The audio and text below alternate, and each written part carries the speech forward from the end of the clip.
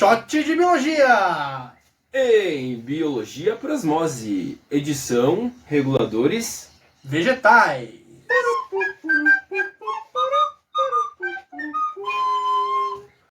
Fala aí pessoal, aqui quem fala é o Lucas. e aqui quem fala é o Vinícius Machado.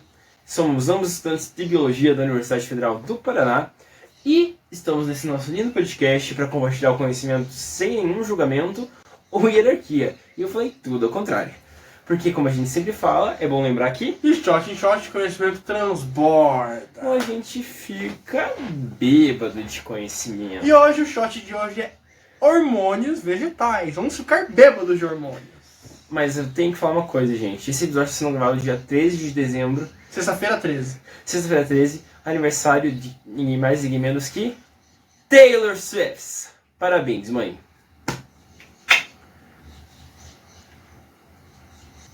Tamo junto aí, Taylor. Né? Nossa, Vinícius. Tem hormônio em planta também? Não, Eu achava que planta era só em ser humano, em bicho, no caso. A substância que navega pelo sangue. Planta não tem sangue. Tem coisa parecida com sangue. Tem coisa Xilema e parecida. fulema. Vai ter episódio de xilema e fulema. Tem hormônio, cara? Como assim hormônio? Eles têm um cérebro. Eles têm um hipotálamo pra poder produzir hormônio, é? a resposta é sim. Brincadeira, gente. Eles não têm cérebro, mas os hormônios são produzidos em plantas, pelo menos. Na gente também, de certa forma. São produzidos por fatores normalmente externos ou internos que promovem ligações comunicantes em receptor e aquela coisa que a gente já falou algum Na dia. vida, na gente também é assim, né? Por exemplo, o hormônio adrenalina, por exemplo. A gente tá aqui vivendo e a gente é assaltado. A resposta fight or flight chega na gente cheio. Então, é um sinal externo. Mas na natureza, que não tem ladrão, um tigre tá correndo atrás de você. Tem um tigre correndo atrás de você. Né? É um sinal externo que vai fazer não ser produzido. Provavelmente a adrenalina já estava produzida, mas você liberada. Então, sistemas externos também mexem com a planta. Então, tá um friozinho, a planta vai mudar também, vai perder as plantas, vai perder as folhas, enfim, é um exemplo. Só. Fechar os estômagos. Então, estímulos externos fazem com que estímulos internos sejam produzidos os hormônios. Sim. E é importante ressaltar que a diferença, eles não têm um centro regulador para síntese hormonal. Por exemplo, a gente tem o cérebro, tem o tronco encefálico, tem a medula espinal, que tem as comunicações e tem a transdução de sinal, que leva toda a informação que a gente recebe, depois leva de volta para os órgãos efetores. Diferentemente das plantas, que elas não têm essa questão. Crescimento mais a diferenciação celular. Mas crescimento não é a mesma coisa que desenvolvimento? É claro que se fosse, teria o mesmo nome, o Vinícius da Chuca. É verdade. O crescimento é algo quantitativo, aumento no número de células. E diferenciação, a gente já fez um episódio só sobre diferenciação celular, é a célula se diferenciando em uma célula específica de um determinado órgão. Tem uma célula do parênquima, uma célula do xilema, do floema, do parênquima, também do xilema, do floema. Porque xilema, do floema e parênquima. Tem floema. Tô brincando, eu não sou tão burro assim Não, ele não é nem um pouco burro. Tem da raiz, na célula da raiz, da pica No pinhão. É isso, se transformar em um fruto, em uma flor. Nossa, botânica é bem legal, na verdade. Pensa, uma flor, depois um fruto, Mesma coisa. depois a gente come. Mas sim, cara, os hormônios basicamente são para esses processos de desenvolvimento. Que o desenvolvimento é tipo a junção de tudo que uma planta, não só a planta como a gente também, de tudo que a gente vive durante nosso ciclo de vida inteiro. Tudo que a gente passa, nas plantas no caso, o florescimento, o crescimento, a formação de frutos, o enraizamento. Então esses hormônios eles servem como basicamente esses reguladores vegetais, como a gente falou, para a sobrevivência e existência das plantas. Só que tem uma questão que a gente tem que falar. Esses fito-hormônios, ou hormônios vegetais, eles são produzidos em quantidades baixíssimas, que mesmo assim tem uma atuação gigantesca na formação dessas plantas. E eles são todos de ocorrência Natural. diferentemente de outra classe que é chamada de fitorreguladores, que são moléculas que podem ser produzidas artificialmente. E quais são os principais fito-hormônios, meu amigo? Tem 5 principais fito-hormônios, mas por que os hormônios vegetais é importante o ser humano entender? Para poder aumentar a produção agrícola. Se a gente consegue aumentar, acelerar o desenvolvimento de uma certa vegetal, é mais rápido que uma comida é feita, mais rápido que uma comida é plantada e distribuído, enfim, Sim. para que todo mundo tenha comida. A gente sabe que o problema do planeta não é a falta de comida, temos comida o bastante e de montão para todos os seres humanos da Terra. O problema é a distribuição desse alimento. Mas é interessante pensar, pessoal, E qual que é o hormônio mais importante, assim, o primeiro hormônio? é a auxina, pessoal. A auxina foi o primeiro fito-hormônio que foi descoberto em um vegetal. E ela foi analisada em muitos... Até Darwin analisou, Nosso pai. nosso pai Darwin analisou, que existia alguma coisa nas plantas que fazia com que, por exemplo, as folhas se direcionassem para o sol, as raízes se direcionassem para o solo. Existe alguma coisa aí, pessoal. É planta se movendo, né? Não existe isso aí. Planta é parado. É o fight or flight da É planta. um fight, é um fight. A planta vai lá, se mexe para ir em direção à luz, né? Como que isso aconteceu? O Darwin ficou se perguntando. Ele era careca porque ele se perguntava muito. A cabeça dele esquentava, ficava Sim, careca. daí caía as coisas, né, gente? Mas então, a auxina é um hormônio que promove, além do crescimento celular, ela promove a divisão celular, entre muitos outros processos. Tem um hormônio extremamente importante para a sobrevivência dessa planta. Uma das coisas principais que a auxina promove é a questão da dominância apical. A dominância apical é a questão das gemas, que são regiões que têm muito crescimento, muita divisão celular. Então a gema apical ou meristema apical são regiões que têm muita divisão celular que promovem o crescimento longitudinal da planta. Então, tipo, uma araucária tem as gemas apicais, ela começou um brotinho, ela vai crescendo por conta da gema apical. E a auxina promove que essa gema apical se mantenha duplicando, crescendo longitudinalmente, e inibindo que as gemas laterais se desenvolvam. Então, por isso, os galhos, quanto mais próximos do ápice de uma árvore, por exemplo, um modelo árvore de Natal, quanto mais próximo do ápice, menores são as folhas, menores são os ramos. Então, na base, os ramos são muito grandes e no topo, elas são muito pequenos, porque tem essa influência da auxina, inibindo o crescimento das gemas gemas laterais. E por isso é um fator extremamente importante e evolutivamente muito importante para a questão da absorção da luz. Porque lá embaixo, os ramos são maiores. Então, os ramos em cima, que são menorzinhos, não vão afetar a captação de luz. Olha que interessante isso, cara. E o fóton é um recurso, como a gente falou no episódio de fotossíntese. Ele não pode ser reabsorvido novamente. O único fóton só pode ser absorvido por uma clorofila. Então eles precisam aproveitar bastante. Isso é interessante, né? Sim. Outro fator extremamente importante que a auxina promove é a formação do gancho apical. Mas o que é o gancho apical? O gancho apical é o momento que tá, tipo... Pensa numa sementinha de feijão, assim. Vocês já plantaram em casa? É óbvio, né, pessoal? Isso não é educação ambiental, não, pessoal. O gancho apical é aquela coisinha do feijão, assim, sabe? Deixa eu colocar uma imagem depois. Que quando ele tá saindo da terra, ele tá tipo, meio curvadinho, assim, que fica com os cotilédones para baixo, com o embrião para baixo. Cotilédone é material de reserva para o embrião se desenvolver. Então esse gancho apical, ele funciona para que no momento que tem o brotamento da semente, a região principal, que é o embrião, não seja danificada. Então esse gancho apical ele forma e ele que promove a saída do sedimento do meio do caminho para que passe o embrião. Então, se fosse assim direto o embrião passando, teria danos nesse embrião. Então seria bem prejudicial para as plantas. Então, a partir do momento, a auxina ela promove com que forme esse gancho, ela fica concentrada nessa regiãozinha do gancho apical, saindo da terra, e após sair da terra, ela é degradada pela luz, ficando novamente ereta. Sim, tem também associação com outro hormônio que a gente vai falar daqui para frente. Outra função da auxina é a produção, a indução da produção de outro hormônio chamado etileno. Aquele hormônio super importante para o amadurecimento que a gente vai falar daqui para frente. Enfim, outra coisa também muito importante é a questão do fototropismo, né? A planta se direcionar para a luz. Outra coisa também é o gravitropismo, que é a raiz se desenvolver a favor do gradiente da pressão, para baixo, né? Então, se você coloca uma raiz para o lado, ela vai saber que é para baixo por causa da auxina. Então, a raiz vai começar a crescer para baixo. Além disso, a alta concentração de auxina faz com que o tecido parenquimatoso que está em volta se transforme em xilema. E pouca concentração da auxina do floema. São os tecidos condutores da planta. O xilema leva água e sais minerais para cima, para as folhas, né, para poder realizar a fotossíntese. E o floema leva para baixo, para todas as células para baixo, os fotoassimilados, os compostos orgânicos produzidos durante a fotossíntese. E agora, finalizando, um último fator importantíssimo para a auxina é a formação de raízes adventícias. Mas o que são as raízes adventícias, cara? Que nascem em locais que não são para nascer raiz.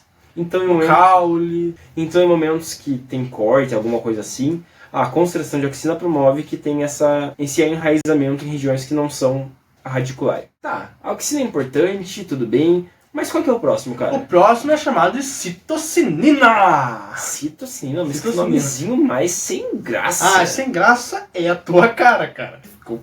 Desculpa. Sua cara é muito, muito graciosa. Não. A citocinina se chama assim por causa que ela foi descoberta num processo chamado citocinese. O que é a citocinese? É um processo super importante durante a divisão celular. Né? Quando a gente tiver o nosso episódio de mitose e meiose, vai falar sobre a citocinese. Sim. Então a citocinese foi descoberta aí, né Vinícius? Uhum. Né? E a principal citocinina é a zeatina, porque ela foi descoberta no milho. O milho tem qual que é o nome do milho, cara? Zeamais. E por isso que é zeatina.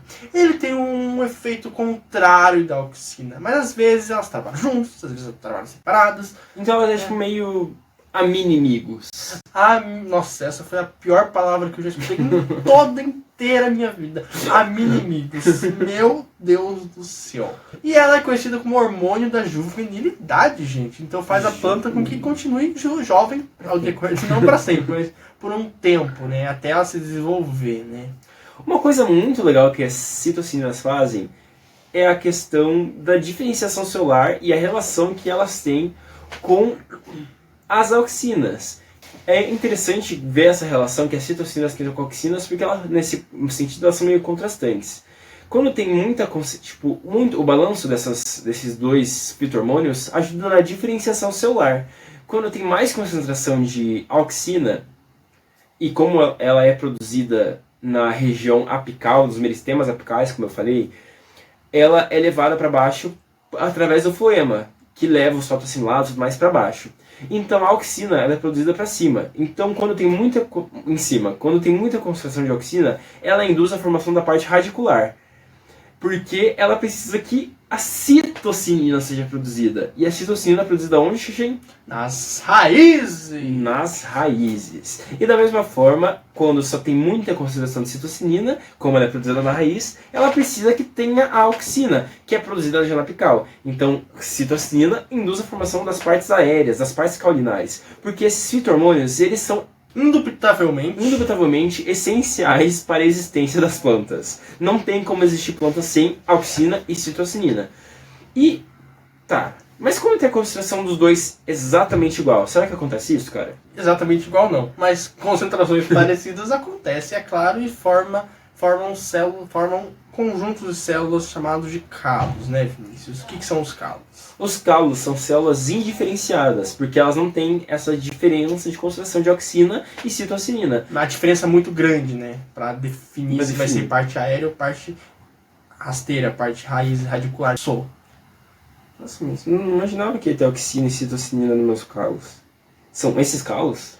Não, né, cara? A imagem tá aí na tela. É como se... E também a citocinina faz o desenvolvimento de clorofilas, muito importante para o processo de fotossíntese. Também eles retardam a morte celular, a senescência. Óbvio, né? Se eles estão promovendo o crescimento celular, é mais difícil dela morrer. Menos morte celular vai acontecer. Além disso, inibe a dominância apical. Então, a citocinina, novamente, tem essa relação contrastante com a auxina. Como a gente falou no módulo anterior, no módulo das auxinas, que a gente falou agora há pouco, elas promovem a dominância apical, então elas inibem as gemas laterais de nascerem. As citocininas, no momento que tem esse corte das gemas apicais, elas promovem com que essas gemas axilares ou gemas laterais sejam induzidas, promovendo o crescimento desses ramos. Então, ela promove com que tenha essa inibição da dominância apical. E isso é muito utilizado para a produção de arvorezinhas mais baixas. Tipo, eu já ouvi falar da história do Chico Bento. Mentira, não sei se é do Chico Bento. Que eles cortam o ápice da árvore para que os frutos nasçam lateralmente, não nasçam para cima. Então se tornam árvores baixinhas com frutos que crescem para os lados. Então, olha que legal, é fácil de pegar. É muito interessante isso, pessoal. E a próxima? Qual que é a próxima hormônio, Vinícius? Gibberelline, ou em inglês, português, gibberelina. Gibberelina. O que são as gibberelinas, cara? Elas são responsáveis pelo alongamento celular, pela divisão celular, mas principalmente pelo alongamento do caule, porque o crescimento, o hormônio do crescimento, entre aspas. O alongamento em um sentido, pessoal. Em um sentido, pra cima aqui, ó. Pra Deus. Cima, pra amém. Deus. Eles são produzidos em tecidos mais jovens, principalmente na semente, né? Será que tem gibberelina? Claro. Porque chuchu é um fruto comprido. É um fruto bem comprido, tem que ter bastante gibberelina. Ocorre a superação da juvenilidade. Por quê? Porque eles precisam se tornar indivíduos maduros para poder produzir flor, para poder se reproduzir. Então, sair da adolescência das plantas para se tornar adultos nas plantas. Apesar que tem adolescente que tem filho, né? Mas plantas são centradas, elas são politizadas e elas têm família boa. Então, elas não se reproduzem na adolescência. Mas se você pegar um brotinho e plantar, se reproduz sim. Não, porque ele só tá crescendo. E gere indivíduos adultos. E também está relacionado com a determinação sexual. Sim, planta macho e planta fêmea. Plantas monóicas. Existem sim, pessoal. Existem. Tem flor masculina, só com anteras e androceu. E flor feminina, só com gineceu e shima. Então essas concentrações diferentes de gibberelina promovem que a planta se torne macho ou fêmea. E também tem plantas macho e fêmea ao mesmo tempo, né? Ah! E também as gibberelinas atuam nos processos de quebra da dormência da semente. Ou no caso, elas ajudam na germinação da semente. Isso é muito legal, cara. Então basicamente o principal efeito dela é a germinação também. Germinação e alongamento celular. E o próximo é o ácido abscísico, né? Que apesar desse nome ser abscísico, antes achavam que era por causa que ele promovia a abscisão das folhas. O que é abscisão, Vinícius? É a queda da folha. Isso não é bem assim, né? Elas estão mais relacionadas com o estresse celular, com o estresse da planta. Então, normalmente déficits hídricos, quando tem pouca água no ambiente, esse ácido abscísico ele é muito produzido. Por quê? Porque o ácido abscísico faz o fechamento dos estômatos, ou seja, para diminuir a perda de água, assim como o desenvolvimento de raízes mais longas, para poder achar mais água dentro da terra. Outra questão que o ácido abscísico faz, em contraste com a gibberelina, ele é inimigo dela. Só que aqui ele não é inimigo não, ele é só inimigo. Ele promove a dormência da semente, para que ela não se desenvolva, não germine, não enraize dentro do fruto. Não é uma semente vivípara, ele quer que a semente caia no solo e daí se desenvolva. Então, esse ácido abscísico, ele é interessante para essa regulação temporal dos eventos. Então, em momentos de estresse, ele não quer que você se desenvolva, não quer que você germine, não quer que você abra o estômago, se libere gás, libere tudo que você tem dentro de você, a sua água. Ele é o hormônio da regulação temporal e da garantia da vivência em momentos complicados. O ácido abscísico também promove a dormência das gemas, porque, obviamente, em momentos de estresse hídrico, principalmente, você não vai querer que nasçam folhas, nasçam caule, você vai querer que a tua raiz, que pelo menos a raiz se garanta para que você continue existindo. Então vai ter essa dormência das gemas. E tá, esse ácido abscísico, onde que ele é produzido, cara? No corpo todo, mano, no corpo todo, mas principalmente nas flores mais velhas, nas folhas mais velhas no caso. Minha dicção, gente, vocês já devem ter percebido, minha dicção não é dos melhores. Hoje eu não tô no melhor dia, então minha dicção tá mais pra lá de Bagdá. Esse episódio e o episódio de fotossíntese eu tô mais pra lá de pra cá. Tá, mas por que é chamado de ácido abscísico? Isso tudo bem, a galera achava que ele tinha a ver com a abscisão, mas por quê? Porque é ácido? Será? Não sei, responde você. É porque, galera, em momentos de abscisão é encontrado muita concentração de ácido abscísico. Mas, diferentemente do que a galera pensava, o ácido abscísico ele não induz a abscisão. Ele tenta prevenir a abscisão. É o herói. Ele é o herói, ele quer salvar, não quer que a folha caia. Ele tá lá ativando algumas coisas que eu não sei dizer o que. E o próximo hormônio, qual que é? É o etileno. É o primeiro hormônio gasoso, é o hidrocarboneto gasoso. E é muito simplinho essa. Tá na tela aí, a estrutura química dele é bem simplinha. Bem simplinha. E ele é produzido em todo o corpo também, mas principalmente nos frutos. Porque esse hormônio é conhecido como o hormônio do amadurecimento. Então, sabe aquele abacate que tá ruim pra cacete, que tá puro, fudido, que ninguém gosta de comer? Você normalmente coloca no saco de papel, né? Por quê? Porque o etileno, ele é um gás. Então, é o gás do amadurecimento. Então, você coloca lá fechadinho. esse gás fica lá rondando o fruto, rondando, blá, blá, blá, circulando, promovendo o amadurecimento. E melhor ainda, se você pegar banana e colocar dentro desse saco. A banana produz muito etileno. Muito etileno. Por isso que se você deixar frutas perto da banana, Elas apodrecem rapidinho. não apodrecem, elas amadurecem mais rápido, mas também podem apodrecer mais rápido. E é por isso que a banana apodrece tão rápido, porque ela tem muito etileno. Uhum. Muito etileno. Então, mas o que o etileno faz, cara? O etileno, ele faz... Além do amadurecimento das além sementes, né? eles retardam a divisão celular. Porque exatamente eles é o contrário, praticamente, da auxina, da citocinina e até da gibberelina. Eles não querem que continuar vivo, né? Eles querem caminhar pra Eles morte. estão cansados. Cansadinho. Tem que descansar. Cansadinho. Então eles fazem essa inescência, que é a morte, que é o amadurecimento em si. Porque gasta menos energia, né? Eles promovem a abscisão celular. Que a abscisão celular é esse processo que a gente, tipo, um local de celular ali, alguma coisa tecidual, precisa que, tipo, não vai tá tendo tanto gasto energético à toa. Por exemplo, tem muitas flores em uma árvore, mas nem todas essas flores vão ser viáveis no futuro, da mesma forma os frutos. Então vai ter esse recolhimento dos nutrientes que estão dentro desses órgãos e depois deles a abscisão ou corte, para não ter tanto gasto energético à toa. Então o hormônio etileninho, meu papaizinho etileninho, ele promove essa senescência ou tipo a morte celular programada. E é usado isso na agricultura, né, Vinícius? É usado sim para aumentar a produção, aumentar o amadurecimento mais rápido das frutas, inclusive as bananas, normalmente as que a gente compra no mercado, elas são utilizadas, o etileno, para que elas fiquem amarelinhas. Daí você vai, abre aquela banana, mas o etileno é usado em bananas, tipo, para deixar elas com as cascas amarelas. Daí quando a gente compra, come a banana tá verde. Então é normalmente até para aparência do fruto, para ele ficar mais bonito para a gente comprar. Então, normalmente todos esses fitohormônios eles são utilizados na agricultura, na economia. A gibberelina eu sei que ela é utilizada para aumentar o tamanho do fruto, para que ele fique mais bonito, mais vistoso, para que a gente compre frutos maiores. Porque, como a gente falou, a gibberelina é o hormônio do crescimento e alongamento celular. Mas enfim, cara, tudo bem. Fitohormônio, coisas de louco. Quem imaginou que ia ter hormônio dentro de planta? Sim, gente. Tem hormônio vegetal, sim. Ele só não tem órgãos específicos para produzir hormônios. Tipo, a gente tem a tireoide, os paratireoides, as glândulas, eles não têm glândulas. Eles não têm essas coisas. Mas mesmo assim é legal, né? Que uma planta conseguiu, com a simplicidade delas, que de simples não tem nada. São organismos super complexos. Em alguns níveis até mais complexos que a gente. Tem muita coisa na fisiologia vegetal que a gente passou, inclusive esse semestre, passamos direto, sem final.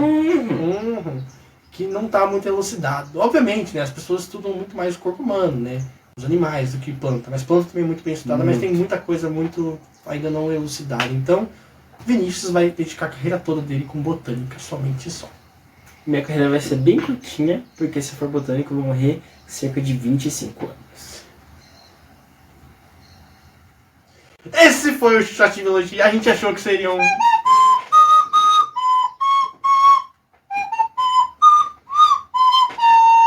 A gente achou que isso seria uma biologia por osmose. Mas não é uma biologia não ficou tão bem longinho. Era pra ser um episódio bem pequenininho sobre os hormônios, mas como o Vinícius gosta de falar, né? E eu também não sou um dos que menos falam, ficou meio longo, né, pessoal? Mas espero que vocês tenham gostado desse episódio. Deixe os 5 estrelas aí no podcast, comentem ideias. A gente tem Instagram, Shot de Biologia, TikTok, Shot de Biologia, Spotify, Shot de Biologia e também YouTube, o nosso carro-chefe, Shot de Biologia. Então já deixe seu like, comente, compartilhe com seus amigos. Se inscreva no canal. Se inscreva no canal, por favor, que a gente está chegando no nosso primeiro.